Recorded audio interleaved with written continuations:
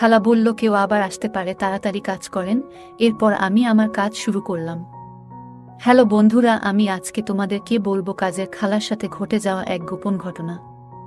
বন্ধুরা, আমি আব্দুল, আমার বয়স 20 বছর, এক ইঞ্জিনিয়ারিং কলেজের সেকেন্ড ইয়ারের ছাত্র, থাকি কলকাতায় মেসে। আমার হবি গিটার বাজানো। আমাদের মেসে এক কাজের খালা আসে। সকাল বিকালের খাবার বানানো, ঘর পরিষ্কার করা, এইসব করে তারপর 10টার মধ্যে বেরিয়ে যায়। আজকে এই গল্পটি তাকে নিয়েই। খালার নাম রোকিয়া, বয়স 30-এর কাছাকাছি হবে। প্রথম থেকেই খালার সঙ্গে বন্ধুর মতোই ব্যবহার করি। খালাও আমার অনেক খেয়াল রাখে। খালাকে নিয়ে খারাপ কোনো চিন্তা করিনি কখনো, কিন্তু একটা ঘটনার পর আজ আমাদের দুজনের মধ্যে যৌন সম্পর্ক গড়ে উঠেছে। সেই ঘটনাটাই আজ বলবো। আজ থেকে প্রায় 2 মাস আগের ব্যাপার। একদিন সন্ধ্যায় অনেক বৃষ্টিতে ভিজে কলেজ থেকে বাড়ি ফিরলাম। খুব টায়ার্ড ছিলাম, তাই চান না করেই কিছু খেয়ে ঘুমিয়ে পড়লাম। পরের দিন সকালে উঠে দেখি খুব জ্বর। ইতিমধ্যে কলিং বেলের আওয়াজ। কোনো রকমে উঠে গিয়ে দরজা খুললাম। আমাকে দেখেই খালা বলল, কি হয়েছে, তোমার শরীর খারাপ নাকি? মুখ চোখের এরকম অবস্থা কেন? আমি বললাম, হ্যাঁ, একটু জ্বর হয়েছে, আজকে কলেজ যাব না, তুমি একটু ঝোল ভাত করে দাও। খালা বলল, আচ্ছা বলে ঘর পরিষ্কার করতে লাগলো।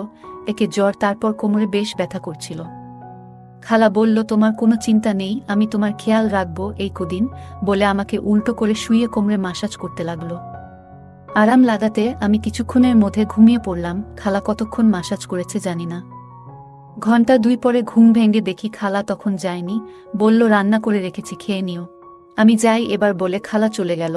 ওই দিনটা রেস্ট নিলাম। পরদিন রবিবার, জ্বর সেরে গেল। সকালে খালা এসে জিজ্ঞাসা করল, শরীর ঠিক আছে কিনা। আমি বললাম, হ্যাঁ, কালকে তোমার যত্নে সুস্থ হয়ে উঠেছি। খালা হাসলো, তারপর কাজ করতে লাগলো।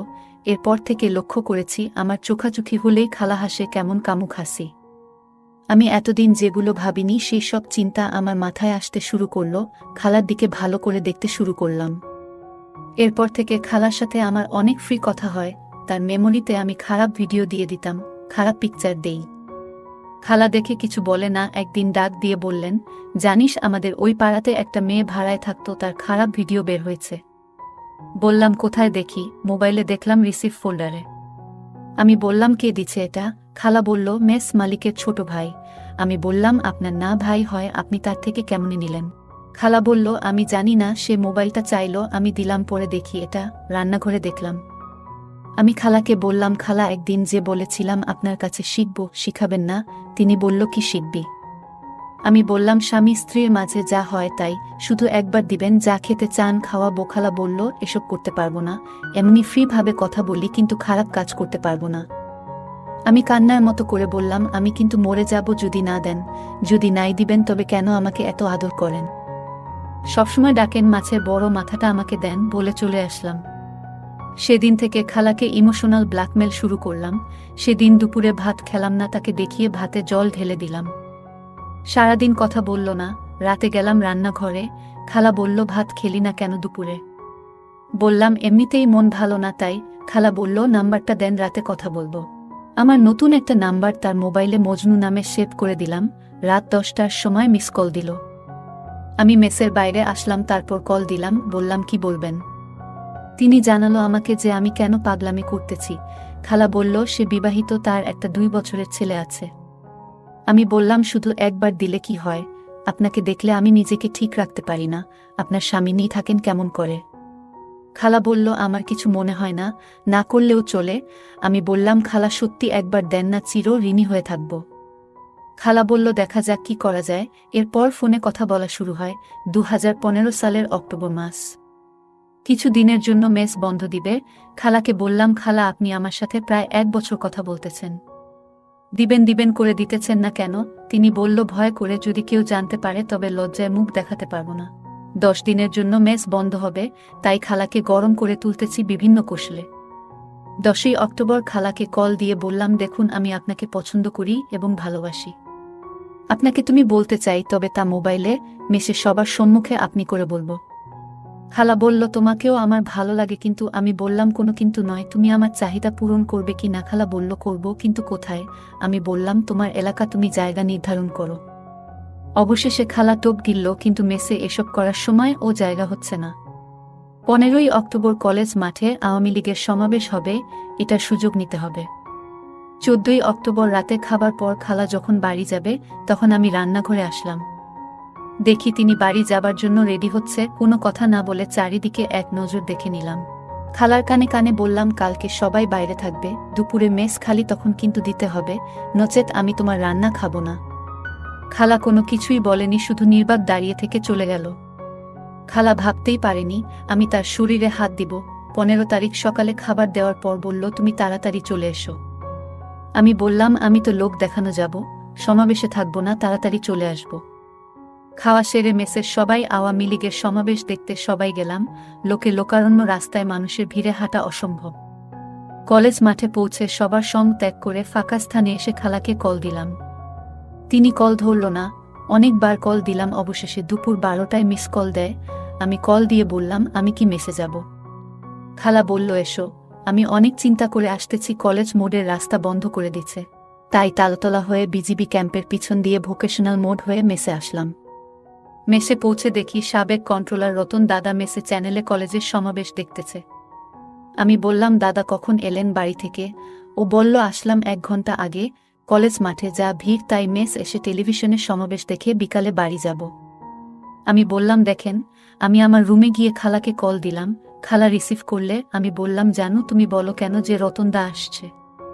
খালা বলল, আসছে তো কি হয়েছে, এত অস্থির হও না, আজকে তোমাকে দিব, কথা দিলাম। আমি বললাম, কি করে দেবে? খালা জানালো, তোমার চাহিদা পূরণ করব, রাতে তুমি তৈরি থেকো। আমি বললাম, কেমনে, কখন দিবে, কোথায় দিবা? খালা বলল, সন্ধ্যা 7টার সময় তুমি মেসের পাশের পুকুর পাড়ের ঝোপে গিয়ে আমায় ফোন দিবা। আমি বললাম, আচ্ছা। আমি সন্ধ্যা 6:30 সে রান্নাঘরে গেলাম। খালাকে বললাম, মনে আছে তো, আর মাত্র 30 মিনিট বাকি আছে, আমায় মিস কল দিবেন, আমার মেসে থাকার দরকার নাই, বাইরে আছি। 7টার সময় কল দিলাম। খালা বলল, আর একটু সবুর করো, তরকারি রান্না বসায় দিয়ে যাচ্ছি, একটু অন্ধকার হোক। আমি 1 ঘন্টা যাবত ঝোপে বসে মশার কামড় সহ্য করছি। 7:30 সে খালা কল দিল। আমি কেটে কল ব্যাক করলাম। তিনি বললেন, কোথায়? আমি বললাম, ঝোপের আড়ালে, শীঘ্র আসো। 5 মিনিট পর খালা আসলো। আমি তাকে টেনে ঝোপের আরও আড়ালে নিয়ে গেলাম। তিনি শরম পেয়ে বলল, আজ না পরে আর একদিন হবে। আমি খালা শুনলাম না। খালা বলল, কেউ আবার আসতে পারে, তাড়াতাড়ি কাজ করেন, এবারে আমি খারাপ কাজ করা শুরু করি। কিছুক্ষণ পর মজা নেওয়া হয়ে গেলে আমি ওখান থেকে চলে যাই, খালা ও তার কাজ চলে যায়। আমি ওখান থেকে মেসে না গিয়ে দোকান গেলাম, একটা চানাচুর প্যাকেট আর একটা জর্দা দিয়ে পান নিলাম খালার জন্য। 10 মিনিট পর মেসে গিয়ে খালাকে দিলাম। দেখি খালা লজ্জা পাচ্ছে, আমিও লজ্জা পাচ্ছি। এরপর থেকে 2 বছর পর্যন্ত আমরা মজা করতাম। তারপর আমি মেস চেঞ্জ করে নেই। যাই হোক, আজকের ভিডিওটি এই পর্যন্ত। যদি আমাদের ভিডিওগুলি ভালো লাগে তাহলে লাইক, কমেন্ট এবং শেয়ার করুন। আর সবার আগে ভিডিও পেতে আমাদের চ্যানেলটাকে সাবস্ক্রাইব করুন এবং পাশে আসা বেল আইকনটি অল করে দিন। সবাইকে ধন্যবাদ। বৌদি বলল, কিরে কি করছিস, বলতো, কিছু কি অসুবিধা হচ্ছে? আমি বললাম, তুমি আমার জন্য আজ যা করলে তা আমার সারা জীবন মনে থাকবে। হ্যালো বন্ধুরা, তোমাদের জন্য আজ আরও একটি নতুন ভিডিও নিয়ে হাজির হলাম। আজকের ভিডিও পুরো দেখলে বীর্য মাথায় উঠে যাবে। আজকে আমি বলবো স্যারের বউ, মানে আমার বৌদির সাথে ঘটে যাওয়া গোপন কাহিনী। চলুন ভিডিওটি শুরু করা যাক। আমি অভিষেক। আমি তখন চাকরি বাকরি কিছু পাইনি, সবে যৌবনে পা দিয়েছি। সে সময় এত অ্যান্ড্রয়েডের মাতামাতি ছিল না, সবে মার্কেটে এসেছে। যৌবনে বিভিন্ন শখ জাগে ছেলে মেয়েদের, আমিও সেই দলেই পড়েছি। শখ হলো কম্পিউটার শিখব। আমার বাড়ি থেকে কিছু দূরে সেন্টার, ভর্তি হলাম, তাড়াতাড়ি শিখতে লাগলাম। এভাবে 1 বছর পর স্যার আমাকে বললেন, তুই এখানেই বাকি স্টুডেন্টদের শেখা, তোর কালচার হবে আর কাজ ও শিখবি। আমিও সেখানে কাজ করতে শুরু করলাম। এভাবে কাজ করতে করতে স্যারের বাড়ির লোকজনের সাথে পরিচয় হয়ে গেছিল। ওরা বাড়িতে 2 জন, স্যার ও তার স্ত্রী। নতুন বিয়ে হয়েছে, বাচ্চা কাচ্চা হয়নি। দুজনের সুখের সংসার। এভাবে ওদের সাথে বেশ বন্ধুত্বপূর্ণ সম্পর্ক গড়ে উঠল। পুজোতে একসাথে ঘুরতে যাওয়া, শীতকালে পিকনিক করা, সিনেমায় আড্ডা, এইসব চলতে লাগল। স্যার এই কম্পিউটার সেন্টার চালানোর পাশাপাশি অন্য একটা ব্যবসা শুরু করার জন্য কিছু দিনের জন্য বাইরে যাবেন। একথা একদিন তিনি আমাকে বললেন। স্যার বললেন, আমি তো কিছু দিনের জন্য বাইরে যাচ্ছি, তুই কদিন এই সেন্টারটা খোলা, বাচ্চাদের শেখানো বন্ধ করা পারবি তো করতে? আমি বললাম, আপনি কোনো চিন্তা করবেন না, আমি ঠিক কাজ ঠিকভাবে করব। স্যার বলল তোকে আর একটা কাজ করতে হবে। আমি বললাম কি? স্যার বলল তোর বৌদিকে দেখিস, যদি কোনো দরকার লাগে সাহায্য করিস। আমি বললাম আচ্ছা ঠিক আছে। বাইরে ভালো মানুষ সেজে থাকা আমি তো হাতে চাঁদ পেলাম। মনে মনে শয়তানি হাসি হেসে আমি নিজেকে বললাম এতদিনে সুযোগ পেলাম। বৌদি দেখতে বেশ সুন্দরী, 5 ফুটের মতো উচ্চতা, ফর্সা রং, চুলটা কোমর অবধি, টানা টানা চোখ, মুখটা একটু চারকোনা টাইপের। ফিগারটা বাংলা সিনেমার হিরোইনের মতো, স্বভাব বেশ মিশুকে টাইপের। আগে যখন ঘুরতে যেতাম আমরা, ও বৌদি বেশ গল্প করত এবং বারবার হাসির ছলে আমার গায়ে ঢলে পড়ত। ব্যাপারটা আমি অনেকবার লক্ষ্য করেছি, কিন্তু কোনোদিন রিয়াক্ট করিনি সেরকম। কিন্তু মনে মনে এই বৌদিকে ভোগ করার ইচ্ছে দিনের পর দিন পল হতে লাগল। একবার দোল উৎসব উপলক্ষে আমরা শান্তিনিকেতনে গেছি। সেখানে দোল খেলতে খেলতে বৌদি প্রথম আমাকে রং মাখায়। আমি যখন রং মাখাতে যাই তখন ভুল করে আমার হাতটা বৌদির অন্য জায়গায় পড়ে যায়। পরে বৌদিকে সরি বলতে গেলে ও বলে এটা তো স্বাভাবিক, আমি কিছু মনে করিনি, তুই কি ইচ্ছে করে করেছিস নাকি? এটা বলার সময় বৌদির চোখের চাহনি আর ঠোঁটের বাঁকা হাসি যে কি মনে করছিল সেটা আমি সহজেই বুঝে গেছিলাম। শুধু দরকার সময়ের আর সুযোগের। যাই হোক, দাদা গেছে বাইরে, এখন 15 দিনের আগে আসছে না। গ্রীষ্মের সময় সারাদিন সেন্টারে খাটাখাটনি করার পর রাত 8টায় সেন্টার বন্ধ করে বৌদির কাছে যেতাম আড্ডা দিতে। বৌদির হাতে চা খেয়ে মাথা ধরে থাকলে ছেড়ে যেত, যদিও আমি চা খেতে বা গল্প করতে যেতাম না। আমি যেতাম টোপ দিয়ে মাছ ধরতে। একদিন সন্ধ্যা থেকেই মেঘ গুড়গুড় করছে, কিন্তু বৃষ্টি নামছে না, গুমোট হয়ে আছে পরিবেশ। সেন্টারের এসিটাও গেছে খারাপ হয়ে। আমার তো মাথা ধরে ঢাক। 8টায় সেন্টারের ঝাঁপ নামিয়ে বৌদির কাছে গেলাম চাবি দিতে। সবে বৌদির বাড়ি ঢুকেছি আর শুরু হলো বৃষ্টি। 2 কাপ চা নিয়ে দুজনে বসে পড়লাম বিভিন্ন গল্পতে। গল্পের ফাঁকে কারেন্ট চলে যাওয়ায় বৌদি একটা মোমবাতি জেলে নিয়ে আসে এবং আমার পাশে বসে। বাইরে অঝোর ধারায় বৃষ্টি হচ্ছে। এবার সামনে কোথাও করকর শব্দ করে একটা বাজ পড়তেই বৌদি ঝাঁপিয়ে আমার কোলে উঠে বসল। বৌদি কিছু ফিল করায় নিজেকে সামলে নিয়ে আমার কোল থেকে নেমে আবার আমার পাশে বসল। এবার আমার ভেতরের শয়তানটা আর বাধা মানছে না। মনে হচ্ছে এখনই এই সোফাতে ফেলে মজা করি, কিন্তু মনকে বাগে আনতে হবে। আমি বললাম বৌদি এবার উঠি, আমাকে বাড়ি যেতে হবে। বৌদি বলল ওমা এই বৃষ্টিতে কি করে যাবি? ভিজে গেলে শরীর খারাপ হবে, এখন থাক, বৃষ্টি থামলে পড়ে যাবি। আমার কাছে থাকতে কি তোর খারাপ লাগে? আমি বললাম না না, খারাপ কেন লাগবে? এই বৃষ্টির যা অবস্থা সারা রাতেও থামবে কি না সন্দেহ হয়। বৌদি বলল না, থামলে থামবে না, আমার কাছে থাকবি। তোর স্যার ও বাড়ি নেই, একা থাকতে কেমন লাগে? একজন থাকলে ভালো লাগবে। তখন রাত 10টা বেজে গেছে, বৃষ্টি থামার কোনো চিহ্ন নেই, তার সঙ্গে ঝোড়ো হওয়া আর বিদ্যুৎ। বৌদি রাতের খাবার আগে থেকেই বানিয়েছিল। রুটি আর চিকেন খেয়ে আরামে বসেছিলাম সোফাতে। বৌদি ধোয়া মোছা করে আমাকে বলল, শোন, তোকে এই অবস্থায় আমি ছাড়ব না, তুই আজ এখানেই শুয়ে পড়ো।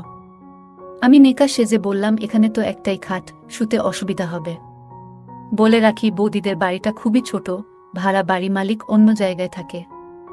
একটা কিচেন, বাথরুম, একটা বারান্দা, সেখানে সোফা, টিভি আর একটা ছোট বেডরুম। বৌদি বলল তুই আমার পাশেই শুবি, তোর তো খারাপ চিন্তা নেই আমাকে নিয়ে। আমার যখন তোর পাশে শুতে অসুবিধা নেই তখন তুই আর নাটক করিস না। রাতে এক বিছানায় শুব এটা শুধু কল্পনা করেছি মাত্র। পাশে সত্যি করে এমন একটা রসভরা বৌদি শুয়ে আছে, এটা ভেবেই আমার খুব আনন্দ হচ্ছে। বৌদি বলল কিরে কি করছিস, বলতো কিছু অসুবিধা হচ্ছে? আমি বললাম তুমি আমার জন্য আজ যা করলে তা আমার সারা জীবন মনে থাকবে। বৌদি বলল ধুর পাগল ছেলে, ওসব বাদ দে, এখন ঘুমিয়ে পড়। শুয়ে পড়লাম কিন্তু কিছুতেই ঘুম আসছে না। আমি বললাম বৌদি একটা সত্যি কথা বলতে কি, তোমাকে আজ অনেক সুন্দর লাগছে। বৌদি বলল আজ কেন? আগে বুঝি আমাকে সুন্দর লাগতো না? আমি বললাম তা না, আজ একটু বেশি সুন্দর লাগছে তোমাকে। বৌদি বলল যাও, আর পাকামো করতে হবে না, এখন ঘুমাও। আমার মাথায় খারাপ চিন্তা তখন ঘুরে বেড়াচ্ছে, কিন্তু আমি বৌদিকে বলতে পারছি না। এই সব ভাবতে ভাবতে কখন যে ঘুমিয়ে পড়েছি আমি জানি না। সকালে ঘুম থেকে উঠে ফ্রেশ হয়ে চা খেয়ে সেন্টারে চলে গেলাম। সেন্টারের সারাদিন কাজ করে 6টার দিকে সেন্টার বন্ধ করে বৌদির কাছে গেলাম। আজকেও বৃষ্টি হবে মনে হচ্ছে, তাই বৌদি বলল আজকেও থেকে যেতে। আমিও থেকে গেলাম। মনে মনে ভাবছি আজকে যে করে হোক বৌদিকে পেতে হবে, কেননা কালকে স্যার চলে আসবে, আর স্যার এলে আমি আর পাবো না। আমরা খাওয়া দাওয়া করে শুয়ে পড়লাম। আমি এবার বুকে সাহস নিয়ে বৌদিকে আমার মনের কথা বললাম। বৌদি বলল তোমার কি মাথা খারাপ হয়েছে নাকি? তুমি জানো তুমি এসব কি বলতেছ? তাছাড়া আমি তোমাকে ভাইয়ের মতো দেখি। বৌদি বলল, এসব ঠিক না, আর আমি তোমাকে কোনোদিন ওরকম চোখে দেখিনি। আর কেউ জানলে আমার তো সর্বনাশ হয়ে যাবে, আমার ঘর সংসার সব শেষ হয়ে যাবে। আমি বললাম, তোমার কি মাথা খারাপ নাকি? আমি কেন কাউকে বলতে যাব? এসব কেউ জানতে পারবে না। তারপর আমার জেদের কাছে বৌদিকে হার মানতে হলো।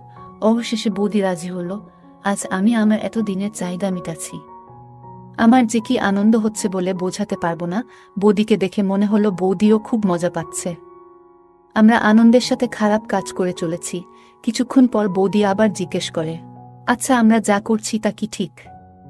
আমি বললাম, তুমি এত ভেবো না তো, এখন শুধু মজা নাও। কিছুক্ষণ পর আমি আমার কাজ সেরে বাথরুমে চলে গেলাম। বাথরুম থেকে ফ্রেশ হয়ে আবার রুমে ফিরে এলাম। বৌদিও ফ্রেশ হয়ে এলো। তারপর আমরা দুজন ঘুমিয়ে পড়লাম। পরের দিন স্যার বাড়ি ফিরে এলো। তারপর থেকে আমি সুযোগের অপেক্ষায় থাকতাম। যখন স্যার বাড়িতে থাকতো না, আমি আর বৌদি মজা করতাম। এইভাবে আজও পর্যন্ত আমাদের সম্পর্ক চলতে আছে। আজও পর্যন্ত কেউ জানতে পারেনি। আর হ্যাঁ, তোমরা যেন কাউকে বলো না। যাই হোক, আজকের ভিডিও এই পর্যন্ত, এবং কালকে ভিডিওতে শিক্ষিকা ও ছাত্র এর এক নতুন গল্প তোমাদের সামনে তুলে ধরব। যদি আমাদের ভিডিওগুলি ভালো লাগে তাহলে লাইক, কমেন্ট এবং শেয়ার করুন। আর সবার আগে ভিডিও পেতে আমাদের চ্যানেলটাকে সাবস্ক্রাইব করুন এবং পাশে আসা বেল আইকনটি বাজিয়ে দিন। সবাইকে ধন্যবাদ।